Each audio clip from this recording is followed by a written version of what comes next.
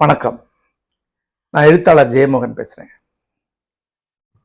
பிரித்தானியாவிலே Oxford பகுதியில் உலக தமிழர் வரலாற்று வளாகம் என்ற இடத்துல தமிழுக்கு சொந்தமான நிலத்தில் ஒரு திருவுருவ சிலையை திருவள்ளுவருக்கு அமைக்கவிருக்கும் செய்தியை கேள்விப்பட்டேன். மிகுந்த மனநிறைவூட்டக்கூடிய ஒரு செய்தி அது. திருவள்ளுவர் ஒரு உலக கவிஞர், ஒரு பண்பாட்டுக்கு சொந்தமானவர் அல்ல, மானுட குலத்திற்கு சொந்தமானவர். ஆனால் நமது பண்பாட்டின் முகம், நாம் உலகெங்கும் கொண்டு செல்ல வேண்டிய முகம். ஒவ்வொரு பண்பாட்டுக்கும் அப்படி ஒரு மையம் உண்டு.